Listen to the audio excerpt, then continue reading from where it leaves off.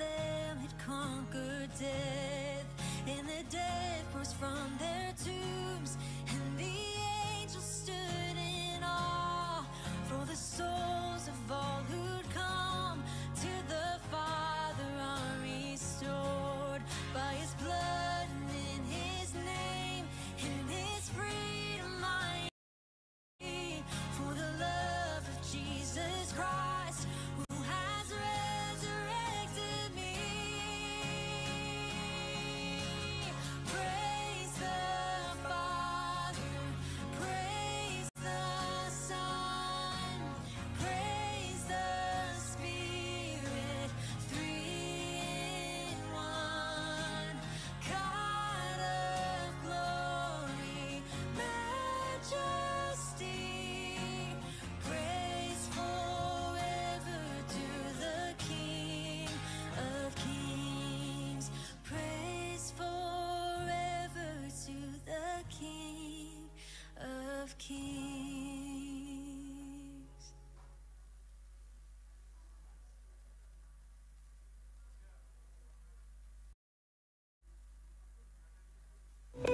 Shalom. Shalom. Hari ini kita sudah memasuki tahun 2024. Iya. Tahun 2024 tema kita adalah The Year of God's Glory. Tahun kemuliaan Tuhan. Biarlah sepanjang hidup kita di tahun 2024 ini tujuannya adalah untuk memuliakan nama Tuhan. Karena apa? Orang yang benar akan hidup oleh percayanya. Kita percaya kalau tahun kemarin Tuhan menolong, tahun ini pun Tuhan juga sanggup menolong kita semua. Amin. Amin. God bless you. God bless you all. Thank you.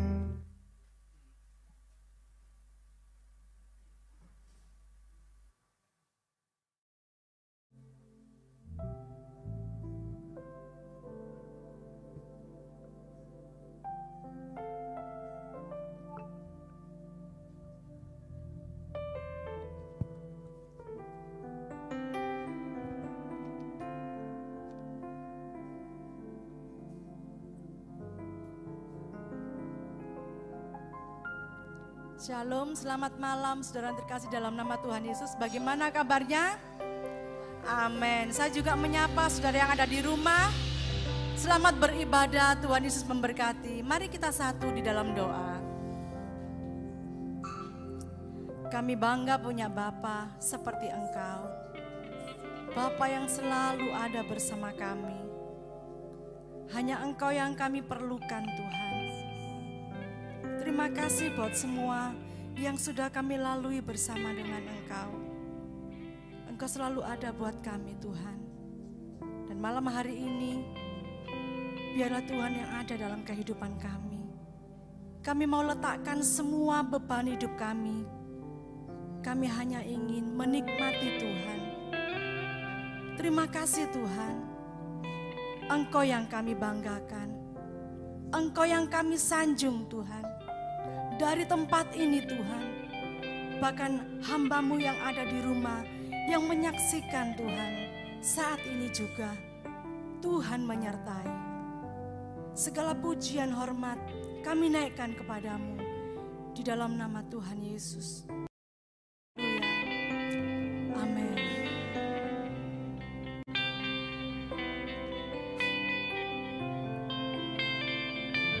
Kami mau katakan bahwa selain Kau tiada yang lain dalam hidup kami. Selain Kau tiada yang lain, hanya Kau milik surga.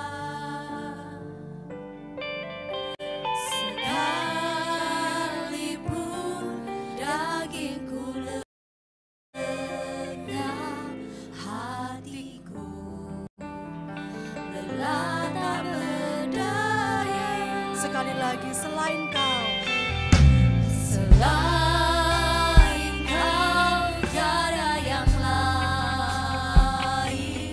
hanya Kau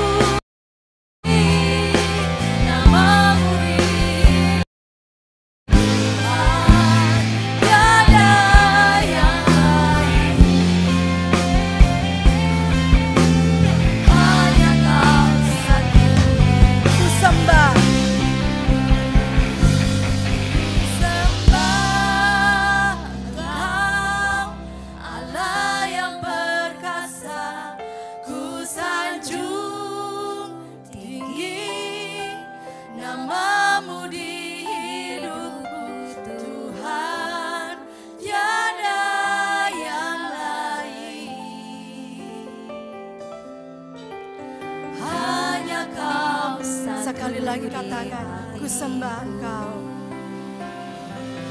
Ku sembah Engkau, Allah yang perkasa. Ku sanjung tinggi nama-Mu di hidupku, Tuhan, tiada yang lain.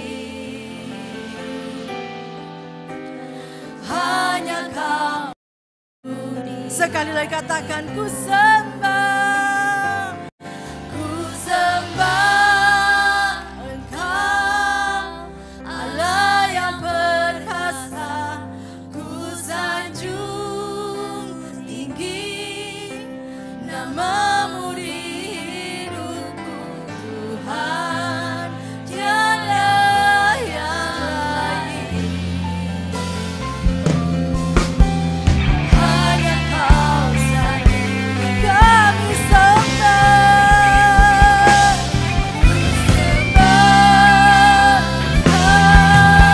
Allah yang perkasa. Ku sanjung tinggi nama-Mu di hidupku, Tuhan, tiada yang lain. Hanya Kau satu di hatiku,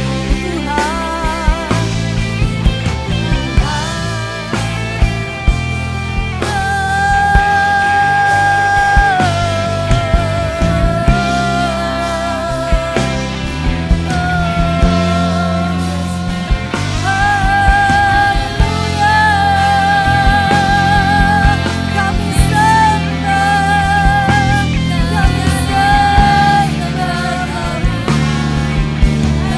Yesus, Kau Allah yang perkasa, Allah yang mulia.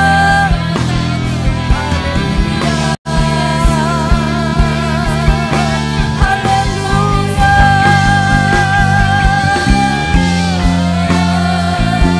Kau layak kami sembah, sebab Kau layak kami sembah. Engkau layak ditinggikan, Yesus. Engkau yang layak kami sembah. Haleluya. Haleluya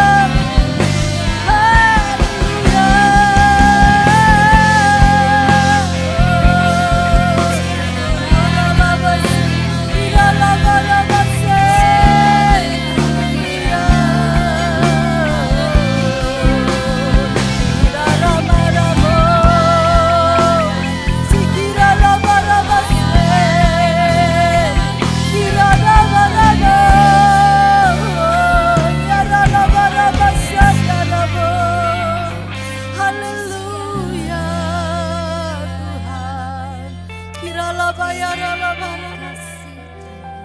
Kau yang layak kami sembah, Kau yang layak kami tinggikan, Yesus. Hanya kepadamu kami mengangkat tangan kami.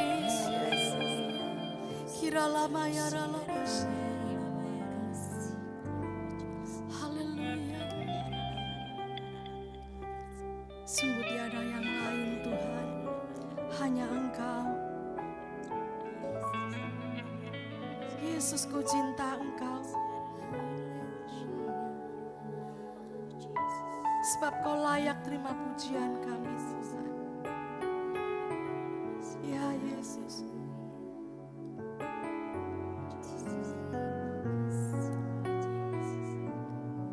Engkau menilik setiap hati kami Tuhan.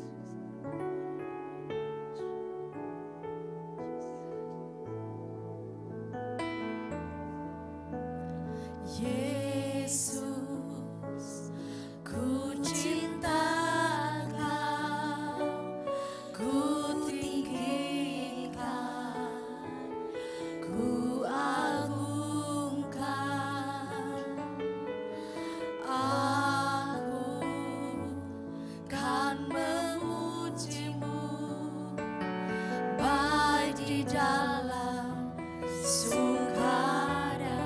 bukan sekedar ucapan kami, tapi hati kami mengatakan kepadamu Tuhan. Yesus, ku cintakan, ku tinggikan, ku agungkan.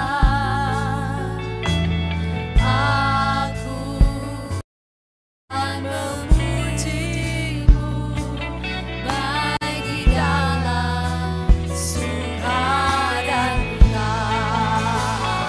Sebab Kau layak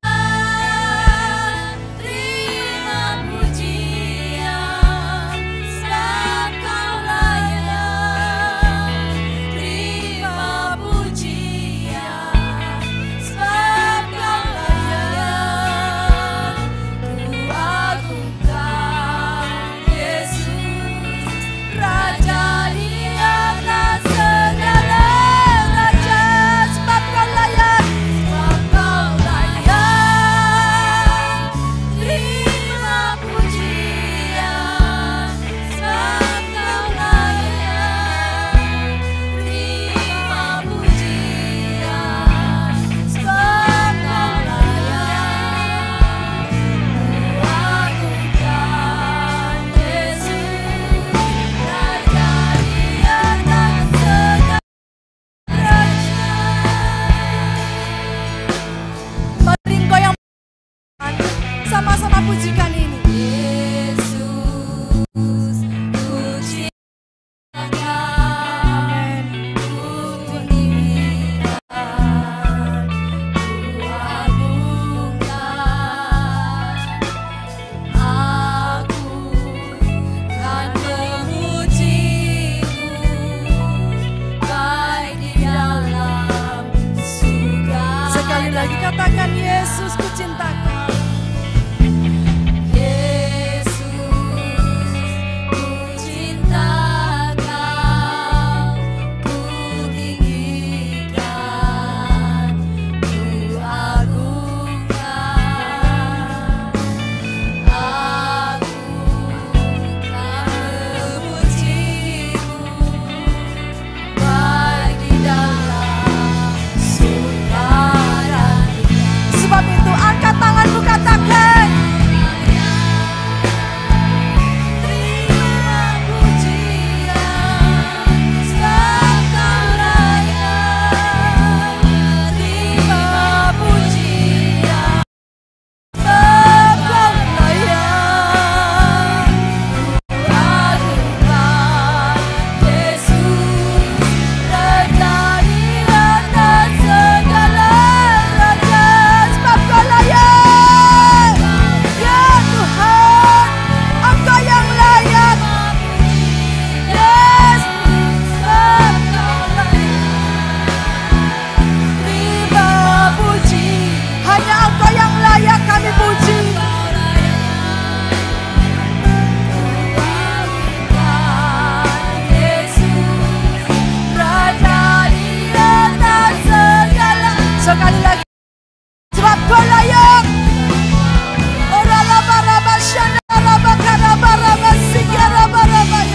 Engkau yang layak kami tinggikan Tuhan.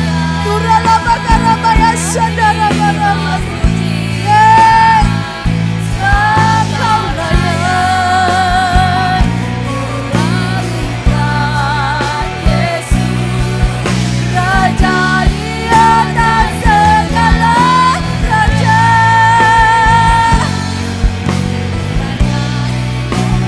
Segala raja, raja.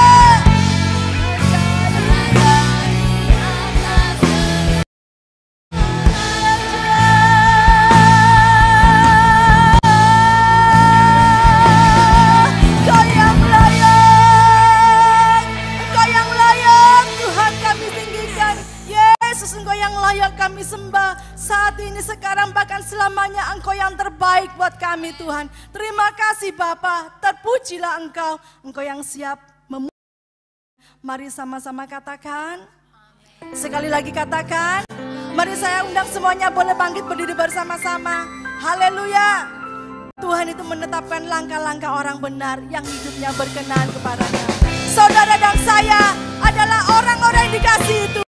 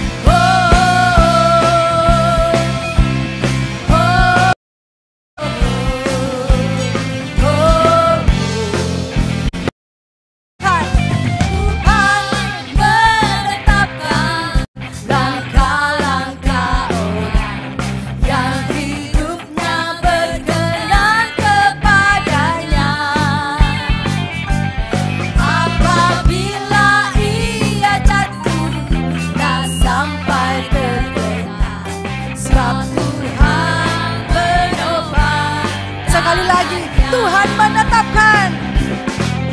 Tuhan menetapkan langkah-langkah orang yang hidupnya berkenan kepadanya.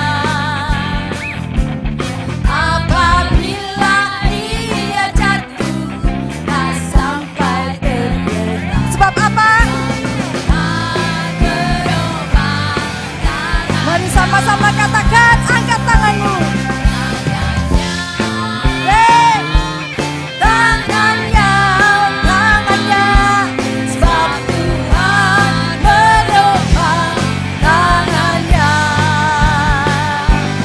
Apabila ia jatuh, tak sampai terkena, sebab Tuhan menopang.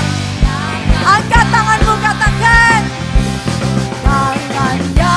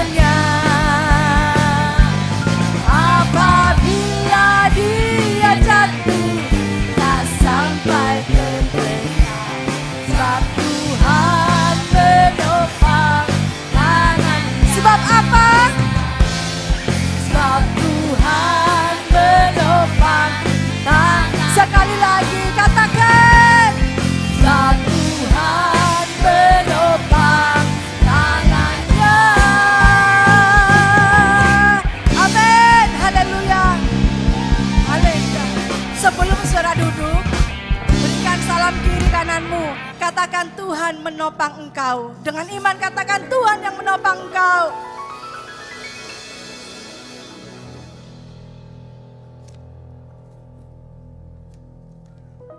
Silakan duduk, saudara.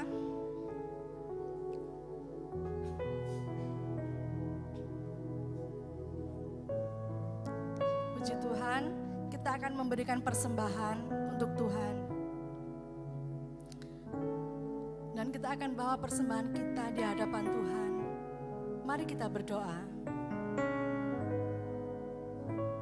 Haleluya. Kami bersyukur Tuhan untuk malam hari ini. Engkau sudah memberikan kami kekuatan, kesehatan untuk kami boleh memuji-muji Engkau. Untuk kami boleh bersuka cita di dalam Engkau Tuhan. Dan tidak ada yang kami banggakan dalam hidup kami selain kami memiliki Tuhan. Dan biarlah malam hari ini sebagai ungkapan rasa terima kasih kami Tuhan, kami ingin memberikan persembahan kepadamu. Dan biarlah persembahan kami boleh menjadi berkat di mana kami menabur. Terima kasih Tuhan, kami memberikan dengan sukacita dari hati kami di dalam nama Tuhan Yesus. Haleluya. Yang percaya katakan amin. Dia Bapa yang baik. Dia selalu menyertai setiap langkah saudara dan saya malam hari ini.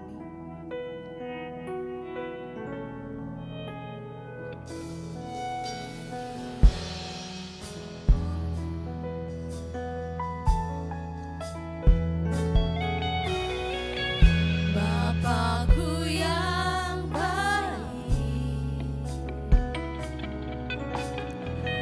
Kau sangat ku cinta, lebih dari segalanya di dalam hidup. Bapakku yang baik, Engkau yang kami perlu Tuhan. Engkau yang ku perlu, lebih dari segalanya. Kasih-Mu bagiku tak pernah berakhir, kasih setiamu selalu nyata dalam hidupku, tak pernah berhenti berharap padamu, Yesusku, Kau segala. Sekali lagi katakan tak pernah. Tak pernah berakhir, kasih setiamu selalu nyata dalam hidupku, tak pernah berhenti berharap padamu, Yesusku, Kau segalanya. Saya rindu jemaat sendiri, angkat pujianmu kepada Tuhan. Bapakku yang baik, Kau sangat ku cinta, Malam hari ini hanya Engkau yang kami perlu Tuhan. lebih dari segalanya di dalam hidup. Mari saya undang semuanya boleh bangkit berdiri bersama-sama. Bapakku yang baik, Engkau yang ku perlu, lebih dari segalanya. Kasih-Mu bagiku tak pernah berakhir,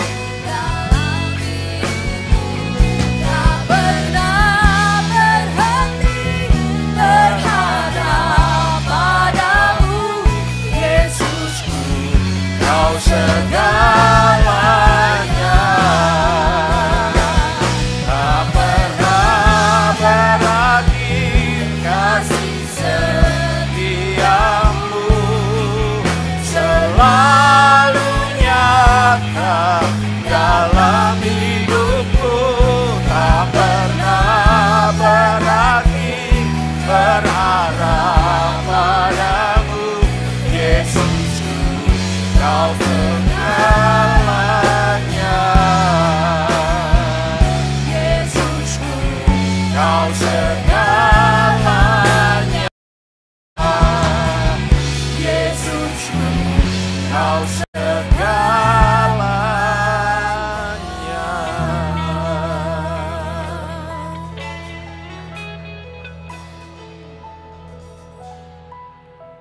Kiranya ini yang menjadi pernyataan iman kami malam hari ini. Bahwa Engkau segalanya dalam hidup ini Tuhan.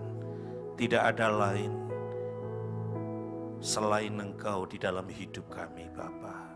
Terima kasih untuk satu kehormatan malam hari ini buat setiap kami. Untuk kami boleh ada di dalam bait-Mu. Terima kasih untuk suasana kerajaan yang boleh kami nikmati malam hari ini. Dan tiba saatnya kalau sebentar kami akan belajar kebenaran firman-Mu. Sekali lagi firman-Mu bukan cuma sekedar peralihan informasi, tapi firman-Mu adalah pribadi-Mu sendiri yang harus terus tinggal di dalam hidup kami. Dan terus mengoreksi kami, sehingga keserupaan dengan Kristus itu yang menjadi tujuan akhir kami Bapa. Terima kasih, berbicaralah, kami siap mendengar apa yang menjadi maunya Tuhan buat setiap kami. Di dalam nama Yesus setiap kita yang siap dengar firman, mari bersama-sama katakan amin. Oke. Dulu sebelum saya persilakan duduk. Jadi saya baru memahami begini bahwa kata itu artinya duduk, ya. Ya, jadi ya. Padahal belum tentu loh pembicaranya nyuruh duduk, betul? Mungkin pembicaranya masih berharap Bapak Ibu masih tetap berdiri gitu. Tapi karena sudah memutuskan untuk duduk, ya sudahlah, saya hormati gitu ya. Oke. Ya sekedar intermezzo aja. Terima kasih untuk Ibu Gembala yang malam hari ini mempercayakan kepada saya untuk melayani sidang jemaat di tempat ini. Ya, orang bilang tak kenal maka tak sayang ya. Mungkin sudah beberapa orang sudah kenal nama saya. Ya, tapi tidak ada salahnya supaya kalau di luar kita tidak ragu untuk menyebut ya. Nama saya Anang, sederhana aja, bukan Anang Irmansyah ya. Saya tinggal di Taman Pinang dan hari ini Tuhan mempercayakan saya untuk menjadi gembala sidang di salah satu gereja juga di Kota Sidoarjo. Istri saya 2 anaknya. Oh ya, belum selesai kalimatnya, saudara. 2 anaknya, ya. Itu aja mengenai saya. Oke, hari ini kita akan sama-sama belajar. Tadi saya sudah, beberapa hari ini saya sudah mempersiapkan, tetapi ketika saya duduk, ya saya tahu lihat Alkitab dan saya tertarik untuk menyampaikan hal ini, karena ini sesuatu yang penting untuk kita pahami, ya. Beberapa waktu ini kita ini dipusingkan dengan situasi kota ya, keadaan kota di setiap daerah hari-hari ini agak tidak tertata rapi gitu ya. Dikarenakan apa Bapak Ibu? Dikarenakan ada banyak baliho yang bertebaran di mana-mana gitu. Bahkan ada seorang katakanlah netizen itu bilang begini, seharusnya nggak perlu kayak gitulah, sehingga kota itu semakin kumuh karena banyaknya baliho-baliho gitu, dari ukuran yang kecil sampai ukuran yang besar gitu ya. Ya tapi itu fakta yang kita tidak pernah bisa hindari, karena memang ini di mana ini masa-masa perpolitikan sedang berlangsung. Tapi sebenarnya ada pembelajaran penting yang sebenarnya kita bisa tangkap lewat setiap baliho yang kita lihat Bapak Ibu ya. Dengan PD-nya mereka berpose untuk difoto itu kan ya. Ada yang duduk, ada yang berdiri, ada yang pakai topi, ada yang enggak, pada pede gitu loh ya. Fotonya itu dipasang di mana-mana, rasanya nggak punya malu gitu istilahnya ya. Di lorong pasang, di mana-mana dipasang saudara. Tujuannya cuma satu sebenarnya, mereka sedang ingin mendeklarasikan dirinya bahwa mereka siap untuk menjadi utusan, betul? Mereka siap dipilih untuk menjadi perwakilan dari masyarakat, supaya suara masyarakat itu bisa dibawa, bisa diperjuangkan. Intinya adalah mereka sebagai utusan yang siap untuk diutus. Nah itu sebenarnya berita utamanya dari baliho yang kita lihat. Sebenarnya begini, bahwa tanpa kita sadari bahwa sebenarnya setiap kita ini juga utusannya Allah saudara, amin. Kita ini duta besarnya Allah di dalam dunia ini. Tapi berapa banyak kita tidak memahami hal itu. Kita hanya dipusingkan dengan urusan sendiri sehingga kita lupa bahwa ada satu tanggung jawab yang Tuhan taruh pada diri kita, yaitu tanggung jawab untuk menyuarakan suara kerajaan kepada setiap orang. Amin. Itu tanggung jawab kita, Bapak Ibu. Tanggung jawab ini bukan hanya untuk para pelayan Tuhan loh, enggak. Jawab ini untuk setiap kita yang mempercayai Yesus sebagai Tuhan.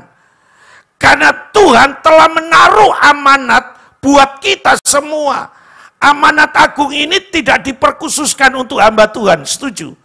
Tapi amanat agung ini untuk semua orang.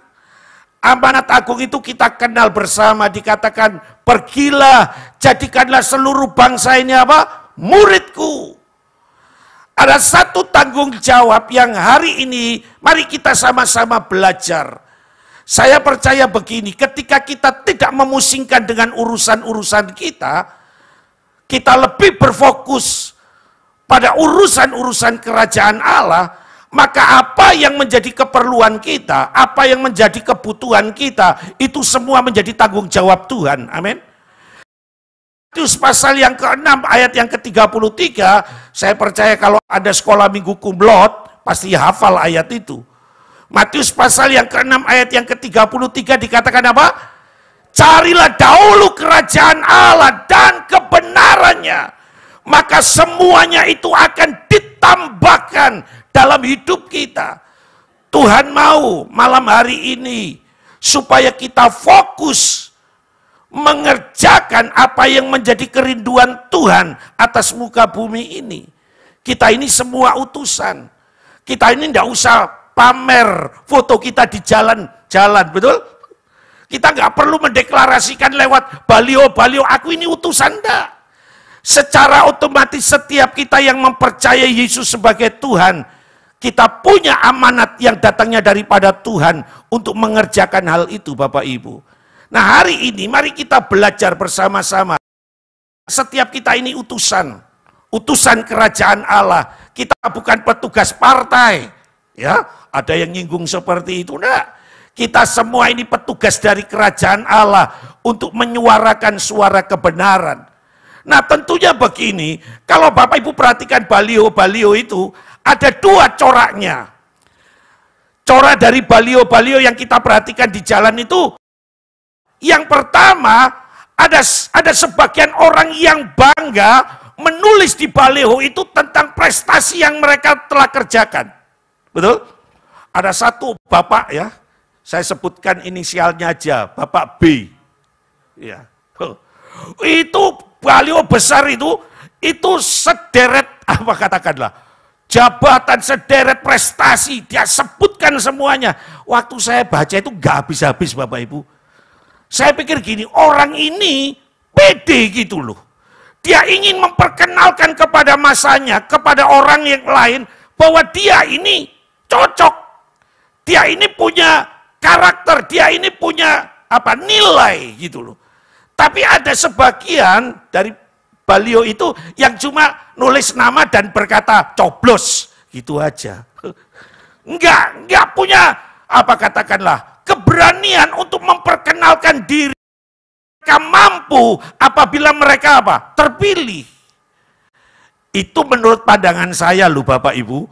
Menurut Bapak Ibu mungkin bisa tapi ketika saya memperhatikan ada orang-orang yang begitu pedenya memperkenalkan dirinya.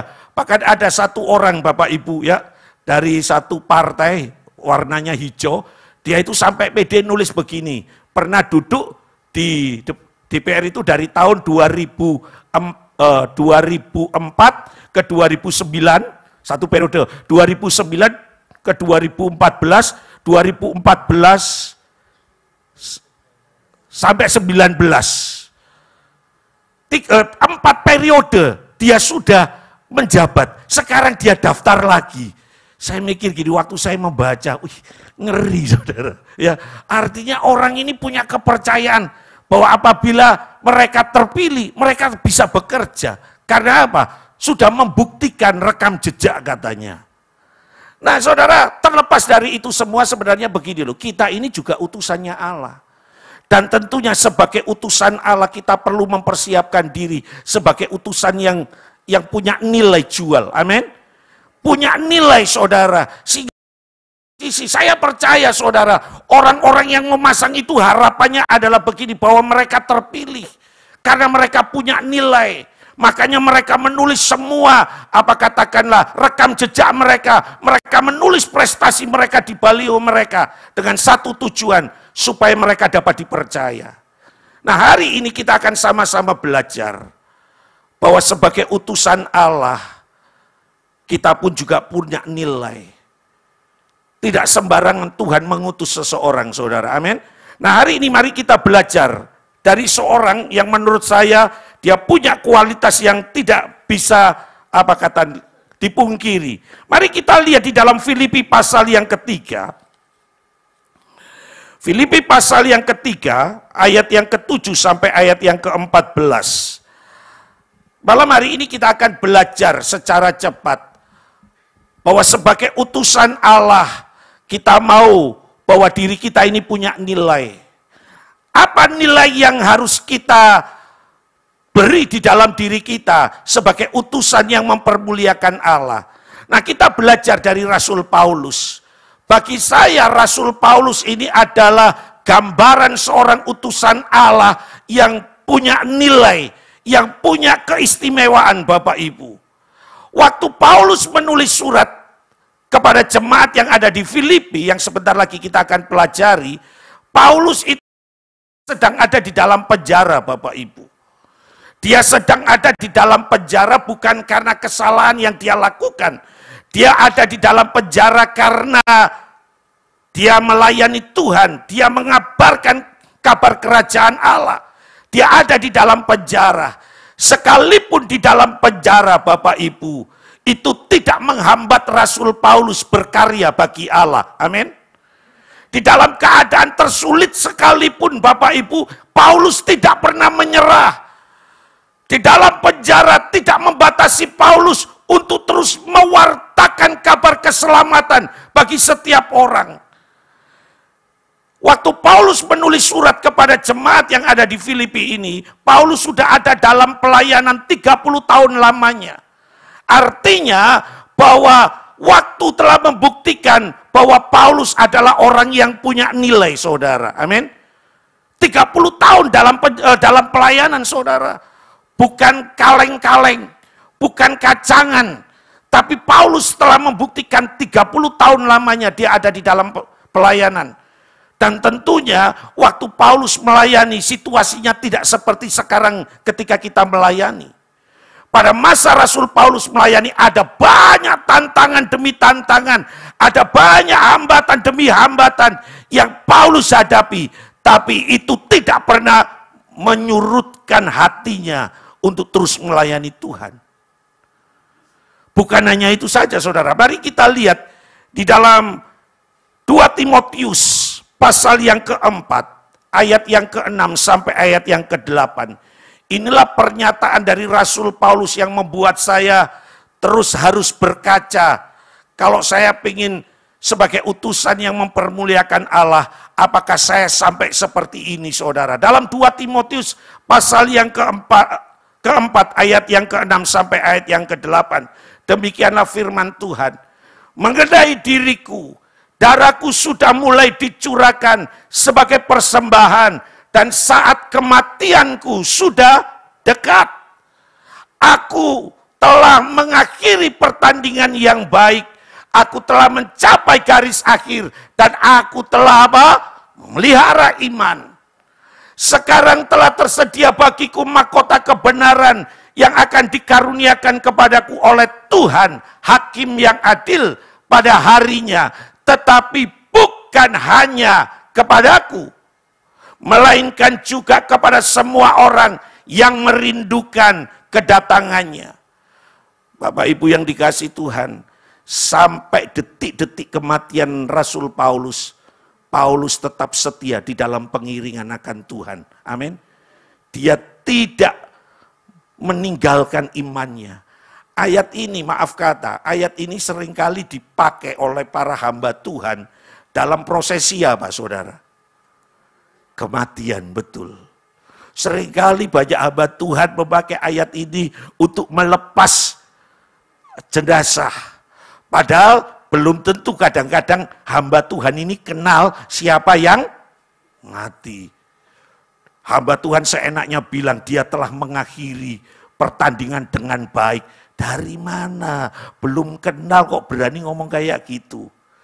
Jadi saya sering kali ngomong sama teman-teman, ayat ini jangan pernah dipakai kalau kamu tidak kenal siapa yang meninggal loh. Seringkali kita mendeklarasikan di hadapan khalayak banyak bahwa dia telah mengakhiri pertandingan iman dengan baik. Loh kita ini tidak kenal. Hati-hati. Paulus dalam perjalanan hidupnya sampai detik kematiannya pun dia tidak pernah menyangkal Yesus. Dia tetap mempertahankan imannya saudara. Dan ini sebagai utusan yang sangat-sangat menyukakan hati Tuhan. Bahwa imannya dipertaruhkan kepada kerajaan Allah. Dan saya berharap sidang jemaat di tempat ini pun punya style yang sama seperti Paulus. Apapun boleh menimpa, masalah boleh silih berganti datang. Tapi itu tidak pernah menggoyahkan pengiringan kita akan Tuhan. Amin. Paulus, Bapak Ibu, dia tetap setia sampai akhir hidupnya untuk terus melayani Tuhan. Nah, nilai apa yang Paulus ingin bagikan buat kita malam hari ini sebagai seorang utusan, sebagai orang-orang yang dipercaya Tuhan di muka bumi ini, saudara? Mari kita mempersiapkan diri. Yang pertama, mari kita lihat ayat yang ke-7 sampai ayat yang ke-8 di dalam Filipi pasal yang ketiga. Filipi pasal yang ketiga, ayat yang ke-7 sampai ayat yang ke-8. Inilah nilai yang Paulus ingin bagikan buat kita semua. Supaya sungguh-sungguh kita menyadari sebagai utusan Allah, kita punya nilai yang orang lain bisa lihat di dalam hidup kita. Filipi pasal yang ketiga, ayat yang ke-7 dan yang ke-8. Tetapi apa yang dahulu merupakan keuntungan bagiku, sekarang kuanggap rugi karena Kristus. Malahan segala sesuatu kuanggap rugi karena pengenalan akan Kristus Yesus, Tuhanku, lebih mulia daripada semuanya. Oleh karena dialah aku telah melepaskannya. Yang pertama Bapak Ibu yang dikasihi Tuhan, prinsip dari Paulus sebagai utusan Allah yang pertama adalah dia membangun nilai kekekalan dalam hidupnya. Membangun nilai-nilai kekekalan di dalam hidupnya. Paulus tidak berbangga pada apa yang dia miliki. Paulus itu bukan orang miskin loh Bapak Ibu. Halo. Betul? Paulus itu orang kaya. Paulus itu punya kedudukan. Paulus orang yang dihormati pada masanya saudara. Paulus punya segalanya. Tapi manakala Paulus mengalami perjumpaan dengan Tuhan, orientasinya berubah. Cara pandangnya berubah Bapak Ibu. Dia tidak lagi mengejar apa yang lahiriah. Tetapi dia membangun kekekalan di dalam dirinya bersama dengan Tuhan. Itu yang menjadi tolak ukur perjalanan hidup kita.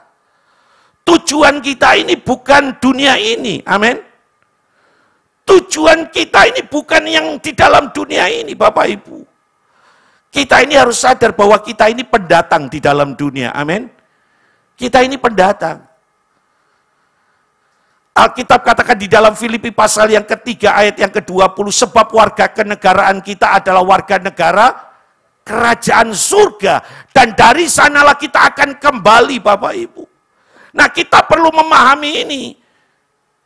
Bahwa orientasi kita bukan pada apa yang ada di dalam dunia ini. Fokus kita tidak lagi membangun yang lahiriah. Tapi fokus kita adalah membangun nilai-nilai kekekalan di dalam hidup kita. Apa aja nilai-nilai kekekalan? Salah satu contohnya nilai kekekalan itu ibadah Bapak Ibu. Amin. Ibadah ini adalah niatan membangun diri kita bersama dengan Tuhan. Tapi maaf kata, berapa banyak ketika urusan ibadah, kita ini tidak memiliki prioritas yang lebih. Bisa dilihat Bapak Ibu, jujur, ya, ketika kita tahu ibadah jam, katakanlah jam, ibadah jam 7. Kalau kita ini mau membangun diri kita, membangun kekekalan bersama dengan Allah, saya percaya kita ibadah itu tidak setengah-setengah. Amin. Amin Bapak Ibu. Saya tidak nyindir, nabrak aja langsung. Kalau kita tahu ibadah jam 7, maka saya percaya Bapak Ibu, kalau kita memandang ibadah adalah satu hal yang penting, karena di dalamnya kita sedang membangun kekekalan bersama dengan Allah, saya percaya sebelum jam 7 Anda sudah datang. Amin. Tapi berapa banyak ini di Afrika sudah tahu ibadah jam 7, masih santai. Rasanya gini, enggak apa-apa, ini masih pujian. Ini masih pujian. Nanti ajalah mendekati lagu-lagu penyembahan terakhir, nah itu waktunya firman baru datang. Bapak Ibu yang dikasihi Tuhan, Paulus tidak bermegah pada apa yang dia miliki. Ayat ini berkata dia melepaskan semuanya itu. Dia tidak lagi membangun orientasi hidupnya pada hal-hal yang lahiriah. Saya berharap sidang jemaat di tempat ini, yuk sama-sama. Orientasi kita bukan pada apa yang di dalam dunia ini. Kita tidak perlu mengejar apa yang di dunia ini. Amin. Kalau toh Tuhan izinkan kita memiliki, puji Tuhan. Tapi kalau toh Tuhan tidak izinkan Anda memiliki, nggak perlu termehek-mehek. Nggak perlu menyesali. Karena bukan itu orientasi kita. Amin. Orientasi kita adalah membangun nilai kekekalan di dalam diri kita bersama dengan Tuhan. Sebab apa yang dimiliki itu pasti terambil dari hidup kita kok. Betul. Salah satu contoh, mari kita lihat di dalam Ayub, saudara. Ya. Ayub pasal yang pertama, saudara perhatikan ayat yang ke-13 sampai 22, saudara. Apa yang dimiliki oleh Ayub, semuanya terambil dalam waktu yang sama. Ayub ketika diberi laporan tentang apa yang dimilikinya hilang semuanya, Ayub tidak pernah marah dengan Tuhan. Tapi justru sebaliknya siapa yang marah? Hati-hati. Istri. Istri Ayub, siapa tahu nama istri Ayub? Bu Ayub, betul. Betul. Ya. Itu paling simpel ya. Paling simpel. Istrinya Ayub ya Bu Ayub, saudara. Tidak ada istrinya Ayub Bu Joko. Saudara, ketika istrinya mengalami situasi seperti itu dan lihat sang suami masih tetap melekat kepada Tuhan, istri Ayub berkata, masih bertekunkah engkau dengan Allahmu? Istrinya berkata, kutukilah dan matilah engkau. Tapi Ayub itu saudara, dia tahu bahwa hidupnya bukan pada apa yang ada di dunia. Dia membangun nilai hidupnya pada kekekalan. Dia berkata, apakah kita ini mau menerima yang baik saja dari Tuhan? Kalau toh Tuhan izinkan yang tidak baik, apa kita ini tidak mau terima? Saudara, orientasi Ayub bukan pada apa yang di bumi. Orientasi Paulus bukan apa yang dia miliki. Yang terpenting bagi mereka cuma satu, pengenalan akan Tuhan. Itu yang paling penting. Kenapa kita perlu mengenal Allah? Apa kebanggaan sih kalau kita mengenal Allah? Mari kita lihat Yesaya pasal yang ke-9. Yesaya pasal yang ke-9, ayat yang ke-23 sampai 24. Inilah ciri yang pertama seorang utusan. Utusan kerajaan Allah adalah orientasinya adalah membangun nilai kekekalan di dalam hidupnya.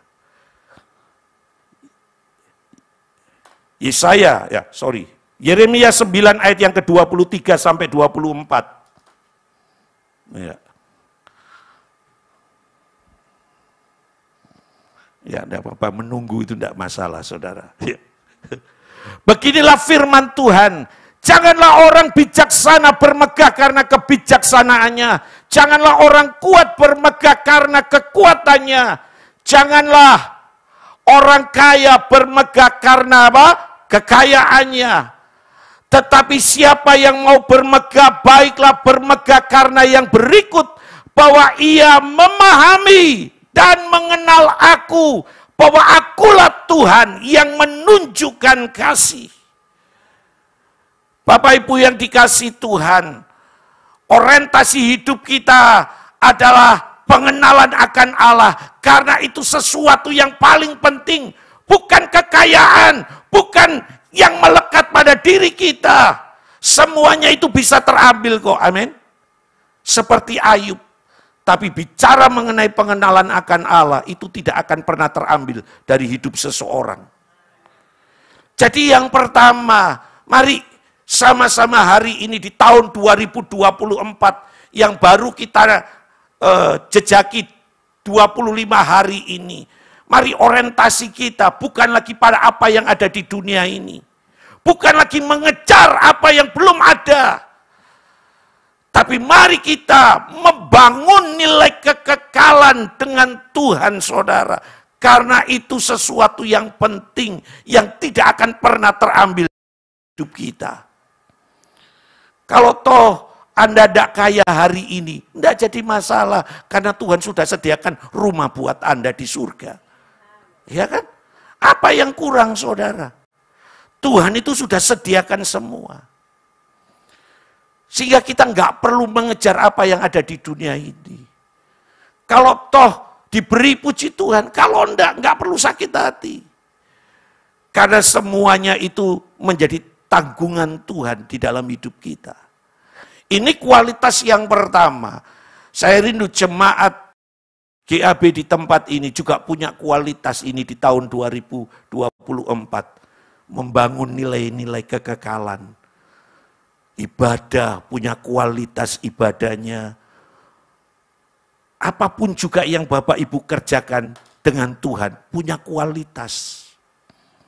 Yang kedua, apa yang bisa diteladankan oleh Rasul Paulus menjadi seorang utusan, ya, utusan yang sejati di dalam dunia ini. Mari kita lihat ayat yang ke-9, saudara. Ayat yang ke-9 dari Filipi pasal yang ketiga, ayat yang ke-9. Dikatakan demikian, dan berada di dalam Dia bukan dengan kebenaranku sendiri karena mentaati hukum Taurat, melainkan dengan kebenaran karena kepercayaan kepada Kristus, yaitu kebenaran yang Allah anugerahkan berdasarkan kepercayaan. Bapak Ibu, Paulus itu dari kelompok orang-orang Farisi. Ya. Paulus ini termasuk orang pintar. Ya. Kalau Bapak Ibu pernah dengar cerita orang-orang Farisi, orang-orang Saduki, itu termasuk kelompok orang-orang yang sudah menganggap dirinya sudah di surga, tinggal kakinya aja yang di bumi. Ini satu kelompok yang begitu hebat. Para rohaniawan kalau sekarang ini, orang-orang hebat. Dan Paulus itu termasuk di dalamnya. Dan biasanya begini Bapak Ibu, biasanya orang, saya sedang tidak menyindir siapapun juga, tapi mari kita belajar untuk punya kesadaran. Biasanya begini, orang yang sudah melabelkan dirinya sebagai hamba Tuhan, sebagai seorang pelayan-pelayan Tuhan, itu seakan-akan lebih jauh rohani daripada jemaat. Sehingga maaf kata, orang-orang yang punya label ini sulit untuk terima nasihat. Karena sudah menganggap, maaf kata, sudah menganggap lebih rohani daripada jemaat. Tapi itu di Afrika. Sehingga kadang-kadang gini loh ya, coba perhatikan. Waktu ibadah, Jemaat serius ibadah, sudah di atas. Tapi pengurus, itu masih santai di bawah. Karena kan nggak terlalu penting ibadah. Karena dia sudah menganggap dirinya rohani. Mereka menganggap gini, yang butuh itu jemaat.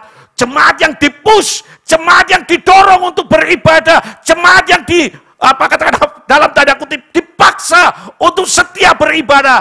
Tapi para pelayan Tuhan, maaf kata, saya itu paling mangkel kalau lihat para pemain musik, saudara. Sudah gak peduli. Sudah selesai melayani, turun, saudara.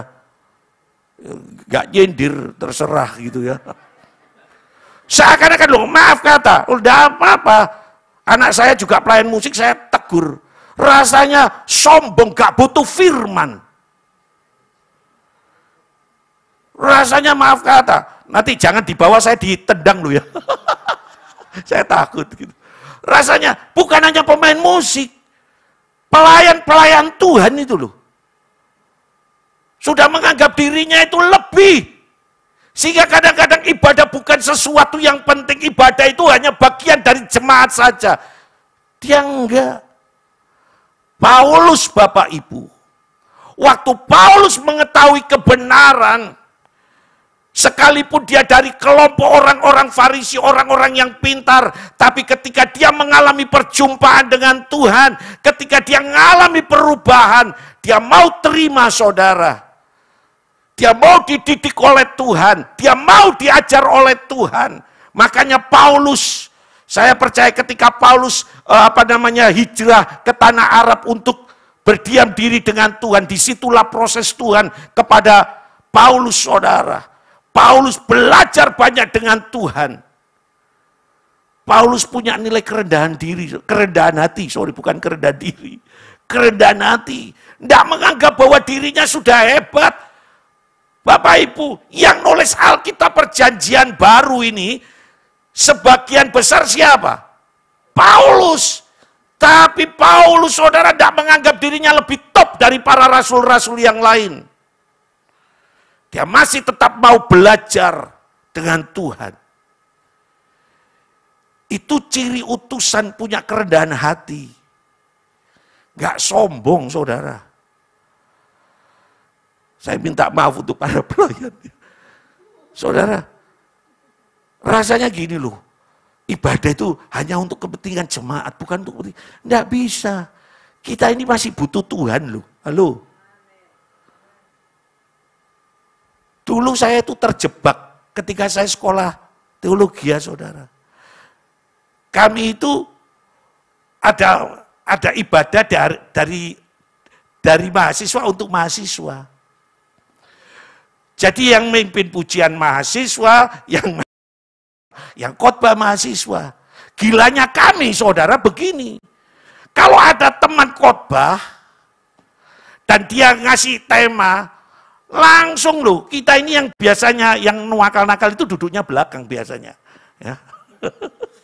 Itu biasalah ya. Sekolah dari dulu itu pokoknya barisan ke belakang itu barisan yang paling nakal lah. Termasuk saya duduk di belakang. Jadi ketika kita ibadah dan waktu menyampaikan, dia bilang gini, Shalom saudara-saudara, hari ini firman Tuhan bertema misalnya ini, terambil dari kitab ini. Langsung loh saudara, secara otomatis tidak ada yang nyuruh.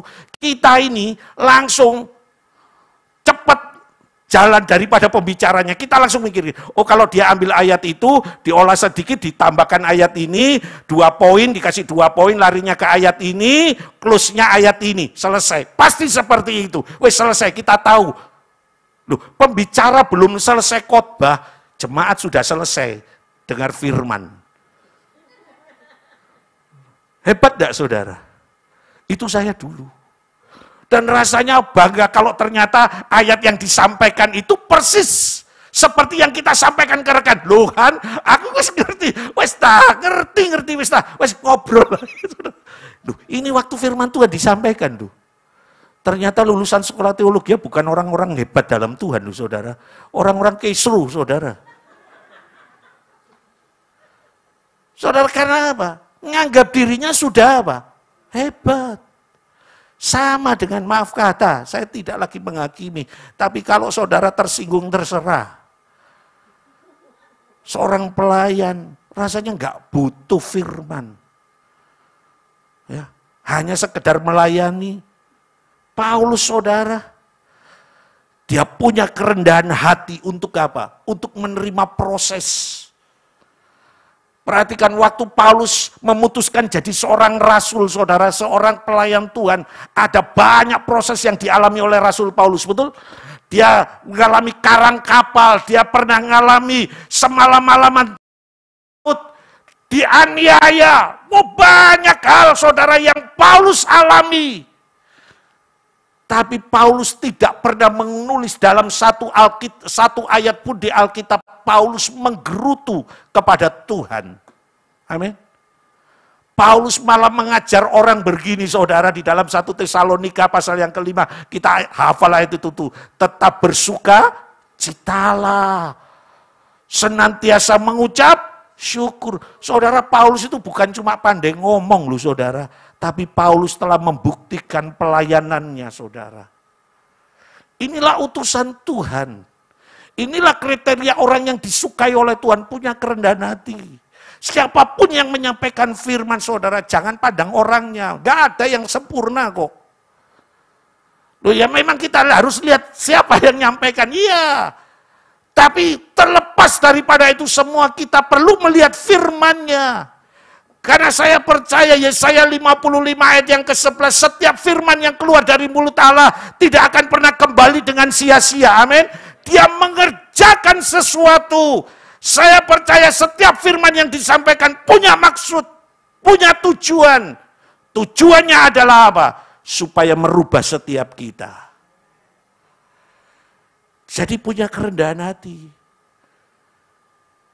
Siapapun yang menyampaikan itu, saudara. Amin. Tidak peduli orang itu mungkin statusnya di bawah Anda, tingkat pendidikannya di bawah Anda. Tapi dia sedang membawakan firman, saudara. Hormati firman. Di dalam 1 Samuel pasal yang pertama atau yang kedua yang ke-30 dikatakan demikian. Siapa yang menghormati aku akan kuhormati. Tetapi siapa yang memandang hina aku akan kupandang hina. Jadi cara kita dalam ibadah menghormati Tuhan atau enggak itu kelihatan loh, saudara. Halo? Itu Rasul Paulus. Dia punya kerendahan hati untuk terima. Paulus waktu terima sesuatu, dia tidak banyak berargumen dengan Tuhan. Dia mengizinkan setiap proses demi proses di dalam dirinya. Dan Paulus punya nilai. Yang ketiga, saudara, kualitas apa yang kita bisa lihat dari kehidupan Paulus? Ayat yang ke-10 sampai ayat yang ke-11.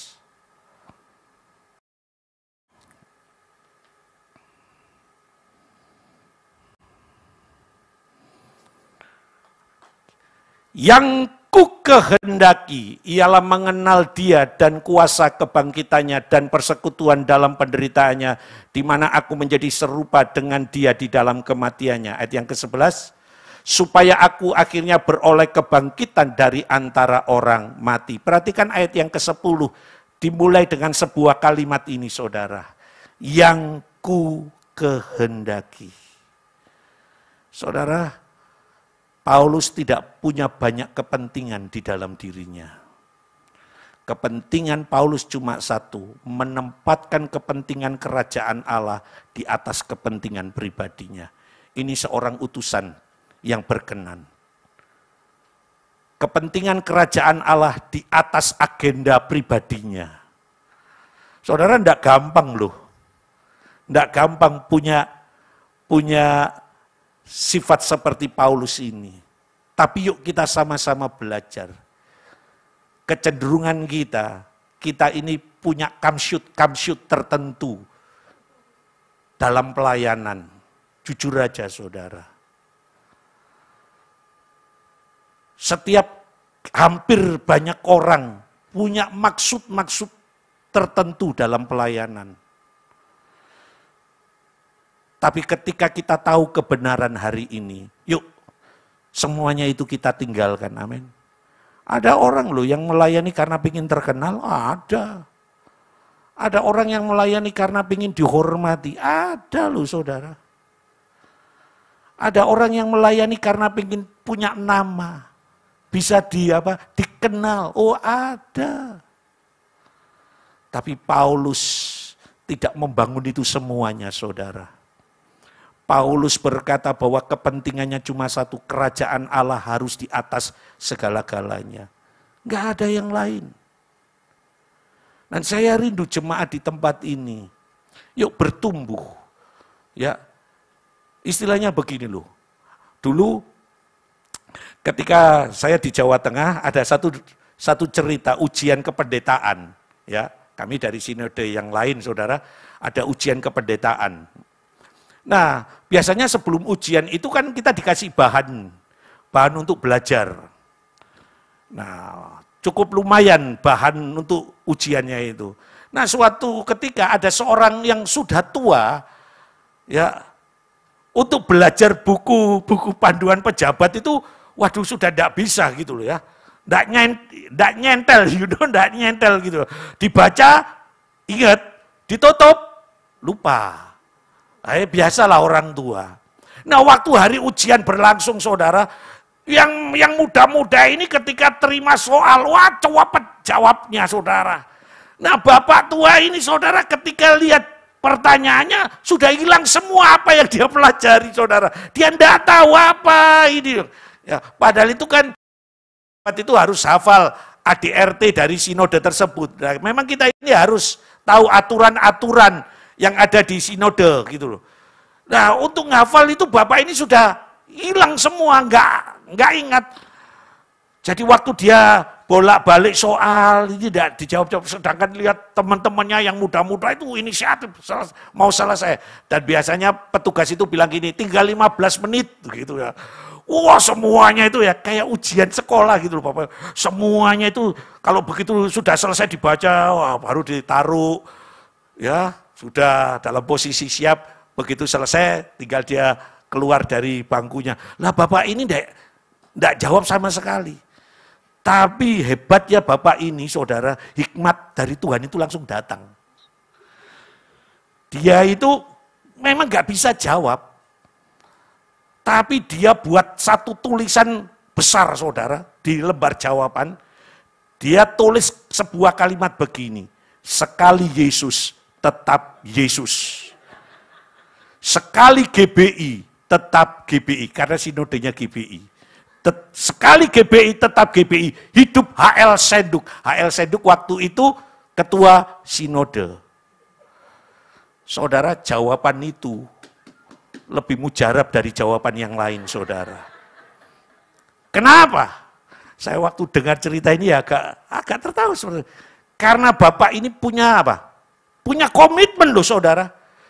Sekali Yesus, tetap Yesus.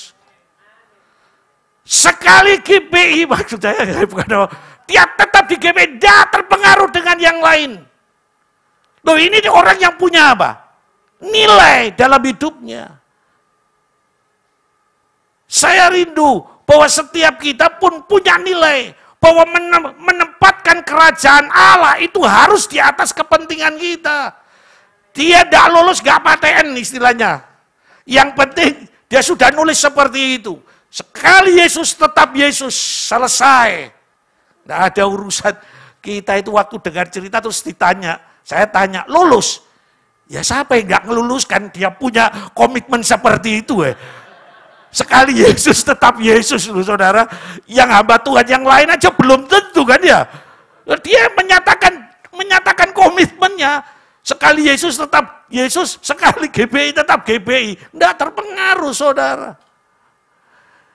Dia taruh kepentingan kerajaan Allah di atas kepentingan dirinya. Nah, saya rindu juga malam hari ini setiap kita. Paulus saja punya kehendak untuk menempatkan kerajaan Allah di atas kepentingannya. Ada satu gambaran, mari kita lihat saudara, di dalam 2 Timotius pasal yang kedua, ayat yang ketiga dan yang keempat.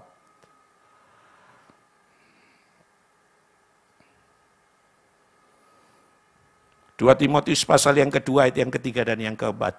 Ikutlah menderita sebagai seorang prajurit yang baik dari Kristus Yesus. Seorang prajurit yang sedang berjuang tidak memusingkan dirinya dengan soal-soal penghidupannya, supaya dengan demikian ia berkenan kepada komandannya. Kita seringkali dengar ayat ini. Amin. Ini adalah orang yang menaruh kepentingan kerajaan Allah di atas kepentingan dirinya. Saya bisa gambarkan saudara, jangankan tentara, petugas pemadam kebakaran itu aja lah, coba. Ya.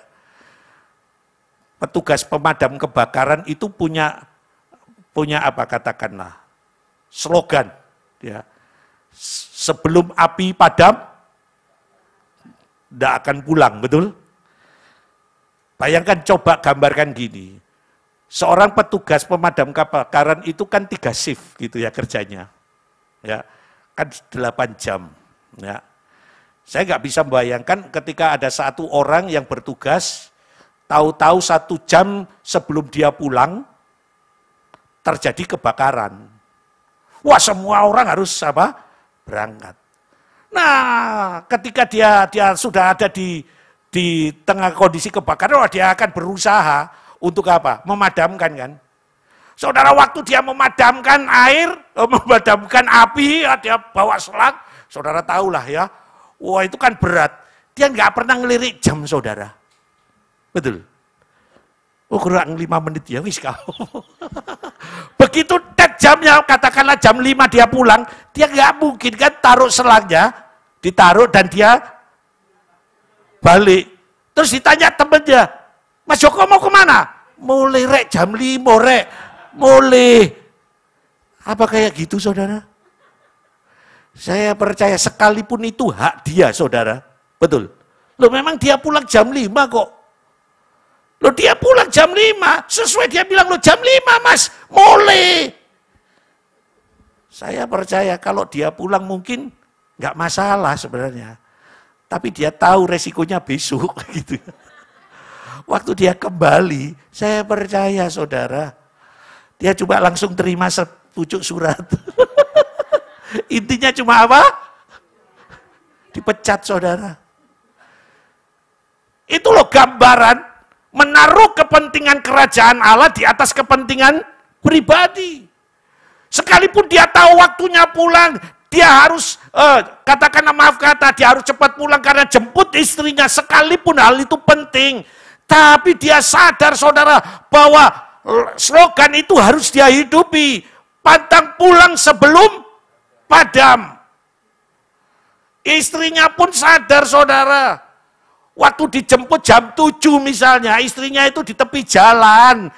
Terus sang suami datang. Istrinya tidak akan marah kalau suami bilang gini, ono kebakaran mah, aku tugas mah. Istrinya, lu kok jam 5 itu istri koflok saudara. Kan gak mungkin kayak gitu. Istrinya sadar bahwa itu menjadi tanggung jawab suaminya. Menaruh kepentingan perusahaan atau kepentingan negara di atas kepentingan pribadi. Nah Paulus sama saudara, yang ku kehendaki. Paulus tidak punya banyak kepentingan dalam dirinya. Kepentingannya cuma satu, supaya kerajaan Allah ditegakkan. Saya rindu jemaat di tempat ini, di tahun ini juga punya sama nilainya. Menaruh kepentingan kerajaan Allah di atas kepentingan pribadi. Saya percaya orang-orang yang punya kualitas seperti ini, itu yang menyukakan Tuhan. Yang terakhir saudara, mari kita lihat ayat yang ke-12 sampai ayat yang ke-14.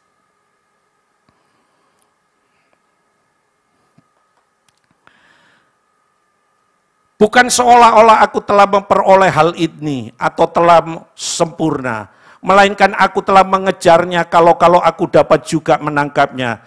Karena aku pun telah ditangkap oleh Kristus Yesus. 13. Saudara-saudara, aku sendiri tidak menganggap bahwa aku telah menangkapnya, tetapi ini yang kulakukan, aku melupakan apa yang telah di belakangku dan mengarahkan diriku kepada apa yang ada di hadapanku.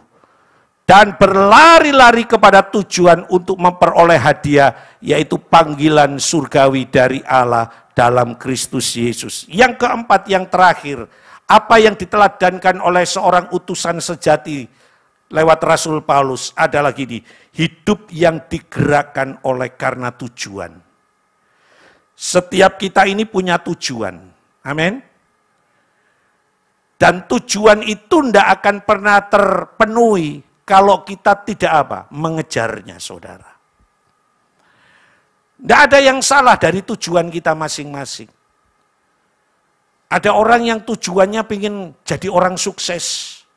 Ada orang yang punya tujuannya jadi seorang pengusaha yang berhasil. Itu tujuan yang baik. Kalau ingin itu semuanya terpenuhi, saudara, maka apa? Dia harus mengejarnya, betul? Dia harus mengejarnya. Dia tidak santai hidupnya. Kalau teman-temannya bangun jam 8, kalau dia mau sukses hidupnya, dia harus bangun lebih apa? Lebih pagi. Supaya apa? Supaya jadi orang berhasil. Pengen jadi berhasil, tapi bangunnya jam 9, jam 10, pulang kerja jam 2, mau jadi berhasil dari Hongkong kali.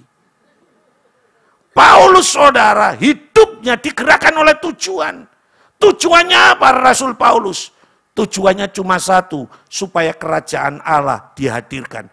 Makanya perhatikan, orientasi hidup Paulus ada di dalam pelayanan. Itu tidak pernah surut, saudara. Amin. Paulus punya tujuan supaya Kristus dihadirkan pada setiap orang. Makanya Paulus berjuang, di setiap kota dia membuka jemaat, di setiap daerah dia berusaha untuk memperkenalkan Yesus. Itu tidak menyulutkan nyalinya, saudara. Sekalipun tantangan demi tantangan begitu banyak dihadapi oleh Rasul Paulus, betul? Karena ada tujuan di dalam dirinya.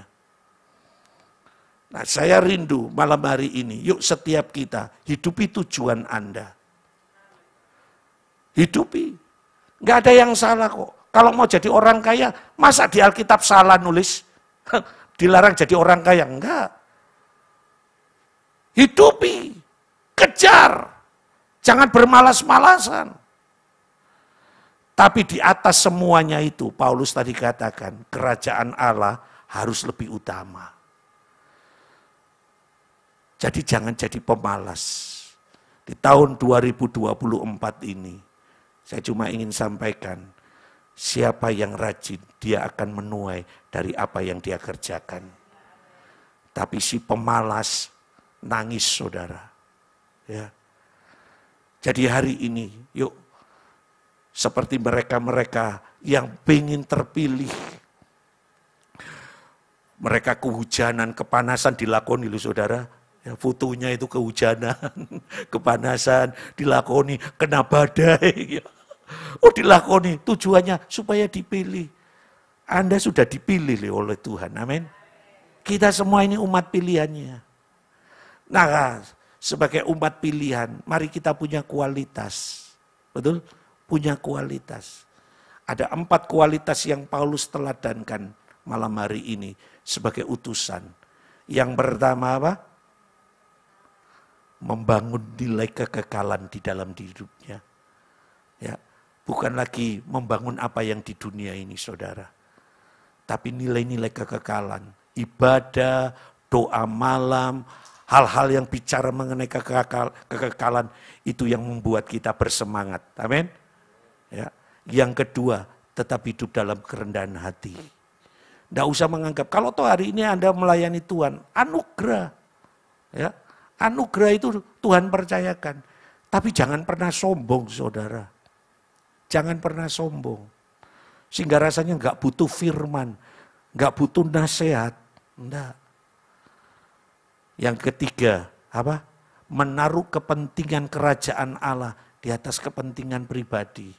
Sekalipun saya tahu setiap kita punya tujuan dalam pelayanan-pelayanan. Ya. Tapi mari kita belajar begini, yang terpenting kerajaan Tuhan disukakan. Sekalipun aku cuma jadi pendoa enggak apa-apa. Harapannya jadi WL. Tapi sama Bu Gembala disuruh jadi pendoa. Enggak perlu marah. Halo. Saya dulu sama saudara, saya itu pengen loh. Pelayanan itu dulu saya waktu masih remaja pengen jadi singer. Ketika pemuda kami itu 600 orang, ya, Citra Pemuda Indonesia di Surabaya itu, saya itu seneng kalau lihat teman-teman saya nyanyi di depan pegang mic, ya, terus bisa ngelirik-ngelirik gitu ya. Kan enak kan ya, ngelirik, wih noni-noni yang cantik gitu ya. Nah saya itu pengen, nah waktu itu ada lowongan, dibuka, pelayanan itu jadi singer, saya daftar saudara. Ya kayak Indonesia Idol gitu loh ya, baris. Ngisi formulir ditaruh terus dites gitu. Nah saya daftar, saya bawa formulir saudara. Saya sudah baris lama, tinggal 5 orang, teman saya yang nangani di meja itu lihat saya. Loh, nang, lah opo? Bahasa itu, bahasa yang tidak paling saya sukai saudara. Teman saya itu ngomong, nang, lah opo? Ya saya kan enggak jawab kan. Oke. Saya bilang gini, teman saya gini, metu. Saya kan penasaran kenapa harus disuruh keluar. Ya waktu itu saya sudah bawa formulir, suruh keluar. Saya lihat, betul. Saya tanya setelah itu, kenapa aku gak boleh? Suruh koyok gagak pengen nyanyi. Saudara, itu sakit loh saudara. Ternyata teman saya itu nyuruh saya gini, nang wis gak usah dadi singer lah, wis dadi asher itu paling enak. Itu pelayanan saya pertama kali Bapak Ibu, jadi asher. Bayangkan jadi asher 600 jemaat saudara, itu meniren saudara. Kan kalau datang, shalom, shalom, 600 orang saudara, shalom, meniren saudara. Kalau pulang bukan lagi shalom, tapi apa? Tuhan memberkati, Tuhan memberkati. Begitu selesai, itu pelayanan awal saya. Saya nggak pikir, tapi saya nikmati. Sampai akhirnya pemimpin rohani saya tahu, almarhum Andreas Yosef, dan dia bilang gini, waktunya kamu harus sekolah teologi ya. Saya bilang gini, aku nggak ngerti apa-apa, wes sekolah. Dan itu kesempatan. Saya percaya gini loh saudara, promosi itu datangnya dari Tuhan. Ketika Anda belajar setia, ketika Anda belajar bertanggung jawab, tempatkan kepentingan kerajaan Allah di atas kepentingan pribadi. Dan yang keempat, hidup yang digerakkan oleh tujuan. Itu yang akan mendatangkan hasil. Mari kita berdoa.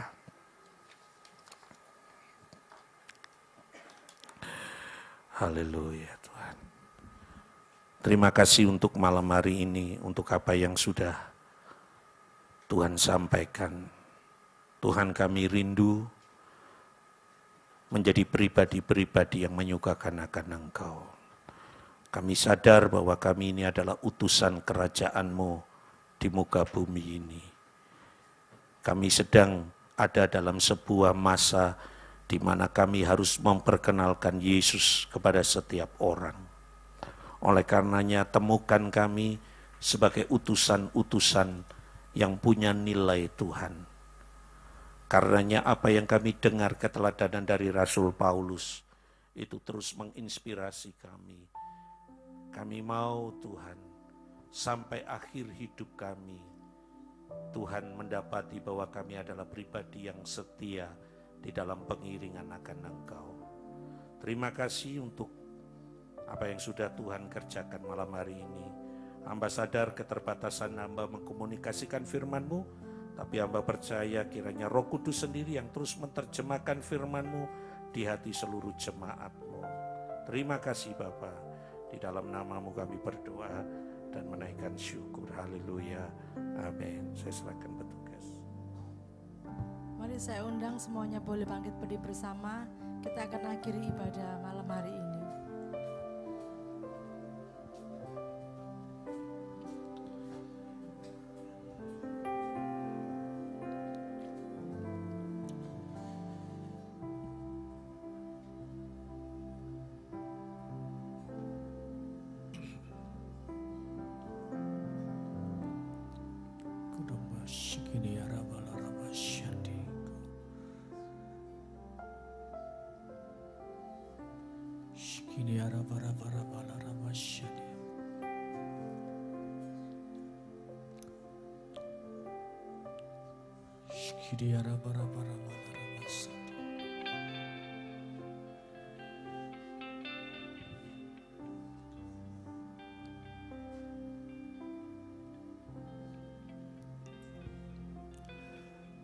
Sebab Tuhan baik, bahwasanya untuk selamanya kasih setianya.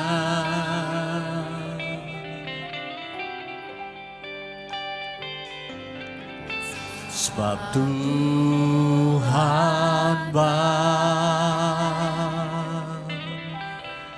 bahwasanya untuk selamanya kasih setiamu. Haleluya. Sebab Tuhan baik, bahwasanya untuk selamanya kasih setianya.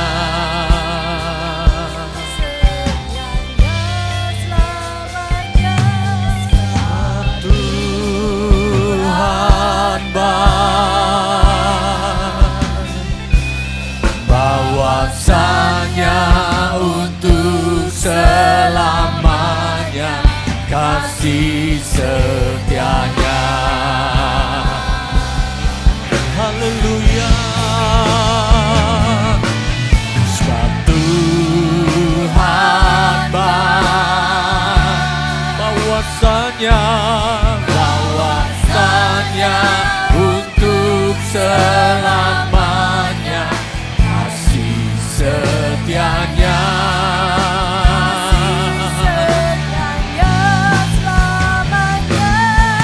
Sebab Tuhan baik,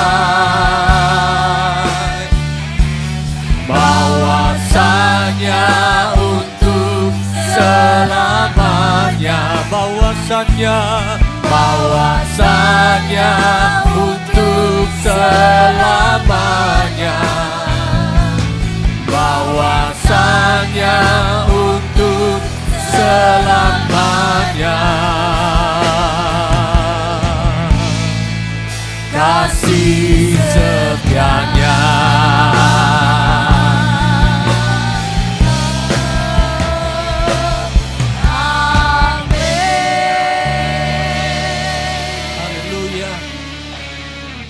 Percaya Tuhan, kami telah menerima firman-Mu, kami telah memuji, menyembah nama-Mu Tuhan.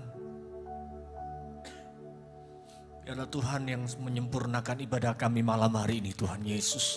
Kami percaya Tuhan, saat kami mau memprioritaskan Tuhan dalam hidup kami, saat kami telah mengalahkan kedagingan kami, untuk kami boleh datang berdoa. Tuhan, kami percaya Tuhan, bahwa Engkau memperhitungkan segala sesuatunya yang telah kami lakukan di hadapan-Mu sebagai suatu kebenaran Tuhan. Terima kasih Tuhan, malam hari ini kami percaya saat kami datang beribadah, saat kami mencari wajah Tuhan, Tuhan Engkau melihat setiap persoalan pergumulan kami Tuhan. Bahwa Tuhan Engkau Allah yang selalu menepati janji-Mu, Engkau selalu menggenapi firman-Mu Tuhan, bahwa Engkau pasti menolong hidup kami dan memulihkan keadaan kami. Engkau Allah yang tidak pernah berubah, dulu, sekarang, sampai selama-lamanya. Kalau dulu Tuhan menolong kami, malam hari ini Tuhan melawat kami, menolong kami, membuka jalan-jalan dalam kehidupan kami Tuhan. Bahkan kami berdoa bagi jemaat online, biar Tuhan Engkau yang menyembuhkan, Engkau yang memulihkan kesehatan kami yang terganggu. Engkau menjamah kami dari segala sakit penyakit kami. Tubuh kami disehatkan kembali untuk kami boleh datang beribadah kepadamu. Untuk kami boleh melihat kemuliaan-Mu dinyatakan dalam kehidupan kami. Terima kasih Bapa, terima kasih Tuhan. Kami bersyukur kepadamu. Tuhan, kami berdoa untuk hamba-Mu yang Tuhan percayakan menyampaikan kebenaran firman-Mu, Bapak Pendeta Anang Sumekso.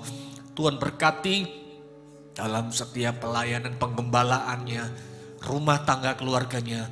Tuhan, Engkau melihat pelayanannya senantiasa, dan semakin hari nama Tuhan dipermuliakan, banyak jiwa-jiwa dipulihkan, diselamatkan oleh karena kebenaran firman-Mu diberitakan melalui hamba-Mu ini Tuhan. Bapa, kami berdoa malam hari ini, Tuhan memberkati semua penata layanan yang sudah bertugas. Memberkati kami semuanya yang sudah datang beribadah.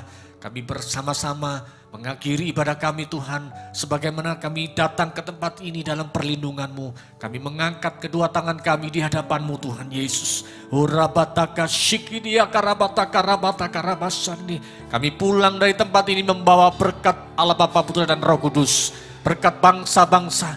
Berkat senantiasa yang dicurahkan dalam kehidupan kami. Senantiasa Roh Kudus yang menuntun hidup kami. Memberikan kami perlindungan. Memberikan kami keselamatan. Memberikan kami kekuatan, sukacita dan pengharapan. Damai sejahtera melimpah-limpah dalam hidup kami. Pulanglah, terimalah segala berkat dalam nama Tuhan Yesus Kristus. Mari yang percaya terima berkat Tuhan. Bersama-sama kita katakan amin. Selamat malam semuanya, Tuhan memberkati.